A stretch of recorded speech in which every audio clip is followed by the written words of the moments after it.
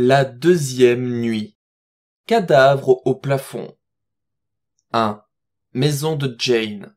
Dehors. La voiture arrive à toute vitesse à la maison de Jane et freine brusquement.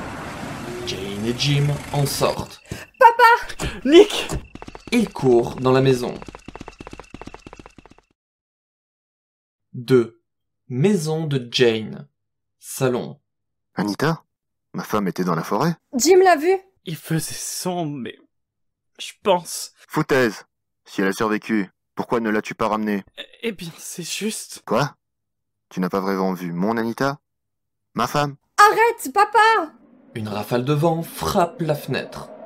Non, vraiment, ta mère est morte. Et de toute façon, qu'est-ce qui t'a pris d'emmener ma fille dans un endroit aussi dangereux? Ne gronde pas, Jim. J'ai demandé son aide. Non. Il a raison. J'ai agi stupidement. Pardonnez-moi. Les jeunes. Nick sort en claquant la porte. Papa! 3. Dans les rues de la ville. La rue est bondée de gens et de voitures en mouvement. Les habitants de la ville bavardent. Jim et Jane? Je crois. Ils étaient dans ce vieux manoir et ont soi-disant vu des monstres.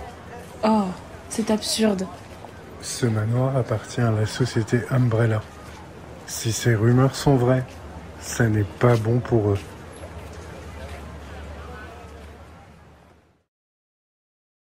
« 4. Café-bar. Au comptoir. L'atmosphère animée du bar. Des conversations, tassement des verres, choc des boules de billard. Hé! Encore! T'en as pas eu assez? Je noie mon chagrin. Le whisky, ça aide. Le patron du bar s'approche du comptoir et de Nick. Nick, Oh, patron? on a un problème. Eh? Oui, à propos de votre fille et du fils de Monsieur Marker, ce Jim. Il y a de sales rumeurs qui se répandent. Dans notre ville, près de la moitié de la population est payée par Umbrella. Vous travaillez vous-même comme coursier pour eux. Eh bien... C'est juste que les histoires à propos de ce manoir, même les dirigeants de l'entreprise les ont entendues. Personne ne veut plus que ces histoires se répandent. Alors toi, tu ne crois pas aux histoires de zombies et de monstres, n'est-ce pas? Non. Si c'est le cas, vous devriez parler à votre fille. Si ça continue, il pourrait se passer quelque chose de grave. Nous avons besoin de nos emplois. Nous ne voulons pas que ça dégénère.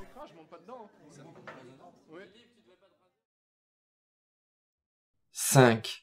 Maison de Jane. Salon. Nick fait claquer la porte d'entrée et entre dans la maison en titubant. Jane, où es-tu? Il faut qu'on parle. Jane? Il entre dans le salon, s'effondre sur le canapé et s'évanouit en commençant immédiatement à ronfler. Une brise souffle dans la maison. Les fenêtres s'entrechoquent. À l'extérieur de la fenêtre, on entend un hibou, mais il est interrompu par un klaxon assourdissant. Le klaxon d'une voiture qui roule à toute allure et qui freine brusquement. Nick! La porte d'entrée s'ouvre. 6. Maison de Jane, salon. Le duo se précipite vers Nick. Réveille-toi, papa! Il y a des problèmes! Réveille-toi! Jane? Et Jim est ici? Il faut que je vous parle.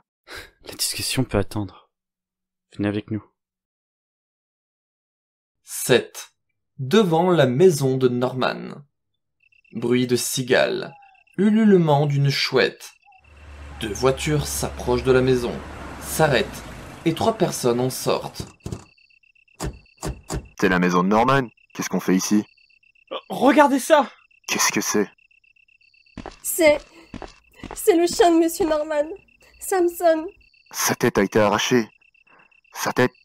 Et là-bas? L'horreur. Le ventre est ouvert. Qui a bien pu maltraiter cet animal comme ça? Je ne sais pas. Nous devons parler avec Monsieur Norman. Monsieur Norman est venu chez nous l'autre jour et m'a dit de faire attention parce qu'il s'est passé des choses étranges dans le quartier ces derniers temps. Alors... Eh bien, où est Norman maintenant? Nous l'avons appelé, mais il est parti. Les lumières de la maison ne fonctionnent pas. Nick se dirige vers la porte et appuie sur la sonnette. Norman? Tu es là, Norman? Norman? Nick saisit la poignée, et ouvre la porte qui grince. La porte est pas fermée à clé. Norman? Arrêtez, Jim. J'ai une Winchester et une lampe de poche dans ma voiture. Je vais les chercher, restez ici. D'accord. Nick court jusqu'à sa voiture et revient avec une arme. Puis, avec un bruit distinctif, il charge l'arme, envoyant une balle dans la chambre. Eh bien, allons-y. Soyez vigilants. Il ouvre la porte, qui s'ouvre avec un bruit de grattement désagréable.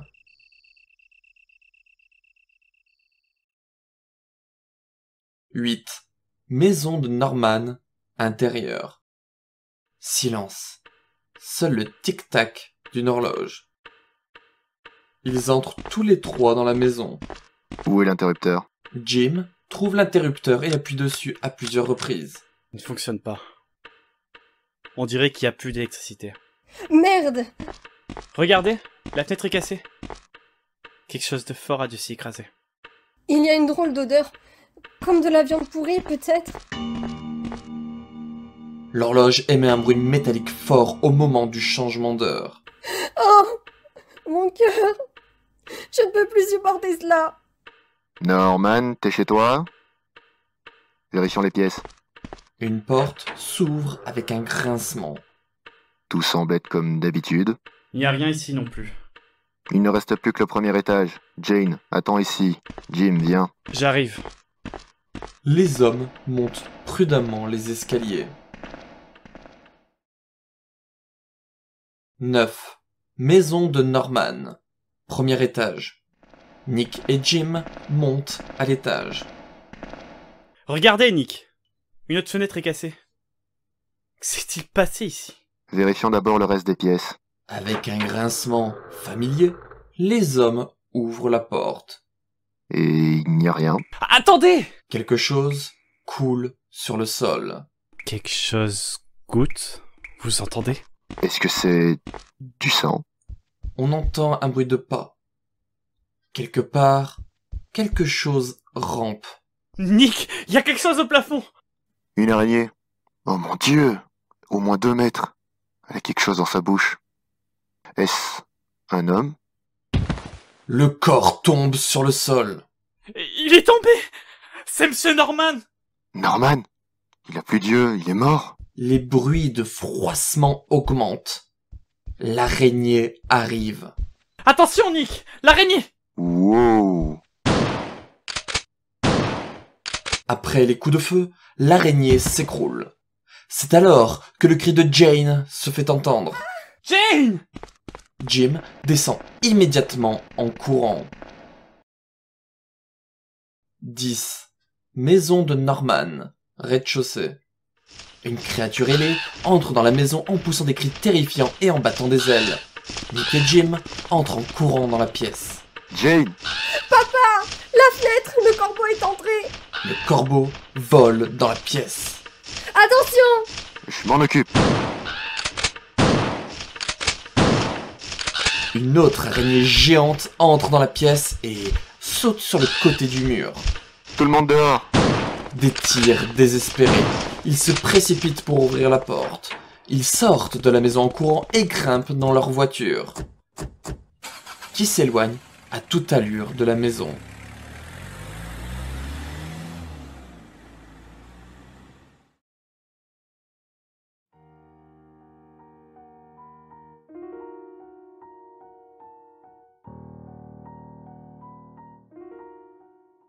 La deuxième nuit.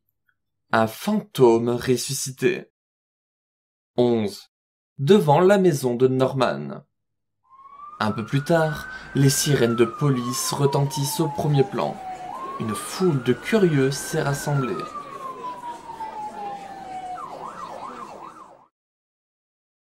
« 12. Maison de Norman. Intérieur. 2 policiers enquêtent. Qu'avons-nous là? Tout est en ordre. Nick, vous avez vu le corps de Norman? Pourquoi je vous mentirais-je? Il était là, au plafond, dans les dents d'une araignée. Quel genre d'araignée garderait un homme entre ses dents? Nick, vous vous êtes encore saoulé hier? Comment osez-vous? Je l'ai vu aussi! Ouais, c'est ça, c'est ça. Il y a clairement des traces de sang, mais le corps n'est plus là. On peut rien faire de plus. Donc, vous dites qu'il y a une demi-heure, vous avez vu le cadavre de Norman. Puis vous êtes parti d'ici, et Norman est revenu à la vie et est allé se promener à l'air frais, c'est bien ça? Officier! Un appel radio retentit depuis la voiture de patrouille. QG. Ici le QG. Voiture 3. Répondez s'il vous plaît.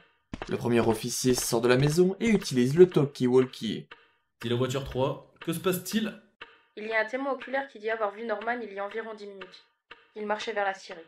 Quoi? Il fait nuit, il dit qu'il ne peut pas être sûr, mais il pense que c'était Norman. Bien reçu. Nick! Nick! Venez ici! Venez ici!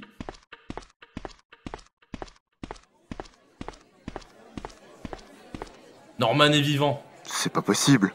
Il y a un témoin qui l'a vu près de la scierie. Donc, il est vivant. Que répondez-vous à cela? Mais... Oui, des choses étranges se sont produites récemment dans cette ville. Plusieurs civils ont disparu et du bétail a été mutilé. Depuis ce fichu incident du manoir, la ville est sur les dents. Alors vous pouvez comprendre que ce genre de bêtises n'est pas acceptable. Vous voulez perdre votre emploi? N'oubliez pas que vous travaillez pour Umbrella. Vous êtes chauffeur, n'est-ce pas? Si vous voulez que ça reste ainsi, je vous conseille de vous taire. Ok, retournons au commissariat. Avec le hurlement des sirènes, les voitures de patrouille partent. Qu'est-ce qui ne va pas, papa? Pourquoi les policiers sont-ils partis? Ils ont dit que Norman était vivant. Ils ont dit quoi? Rentrons à la maison, Jane. Attends, papa. Qu'est-ce que tu racontes? Tu as vu de tes propres yeux comment Norman a été tué? Nous l'avons tous vu! Avez-vous peur de quelque chose, Nick? Je n'ai peur de rien. Oui, c'est ça. Qu'est-ce que le policier t'a dit?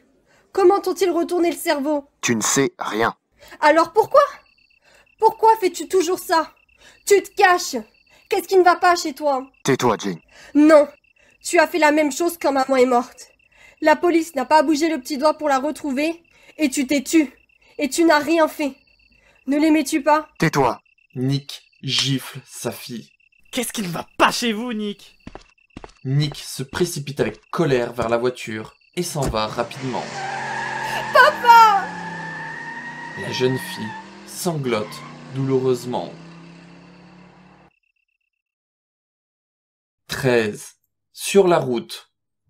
La voiture de Nick roule à toute allure sur l'autoroute. Je suis désolé, Jane. J'ai été un très mauvais père. Une autre voiture surgit devant lui. Au signal du klaxon, l'autre voiture dérape sur le côté et manque d'entrer en collision. Mais je ne crois pas que Norman ait survécu. J'ai vu son cadavre moi-même. Je dois aller à la scierie et tout découvrir. Nick tourne brusquement le volant et, dans un grincement de pneus sur la route, il change de direction.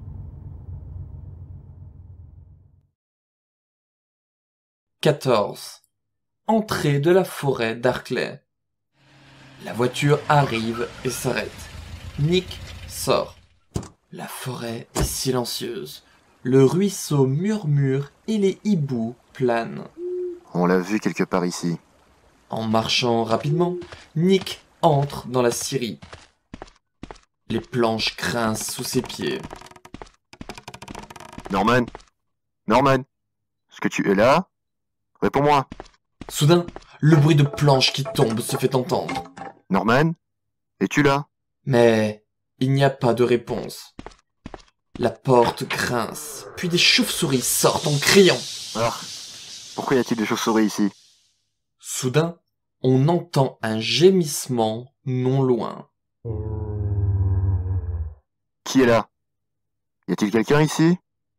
Une porte s'ouvre. Norman, c'est quoi ce visage? Il est pourri. Avec un long gémissement, ses pieds qui bougent à peine avancent en trébuchant. Il s'approche. Recule, ne t'approche pas davantage. Nick tente de s'échapper, mais trébuche sur les planches éparpillées. Un zombie, c'est un zombie. 15.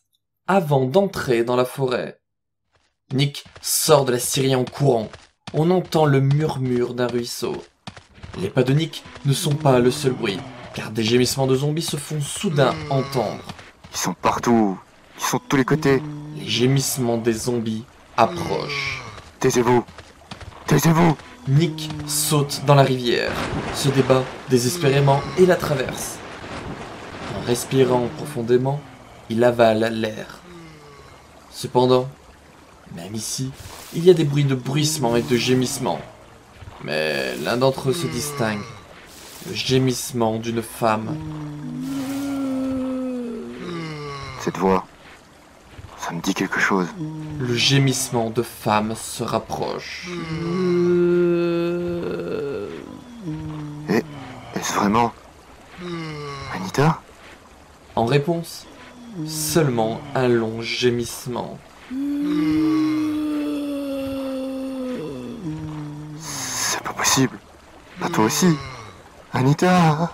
Le cri déchirant de Nick s'élève au-dessus de la forêt. Au loin, on entend des chiens hurler.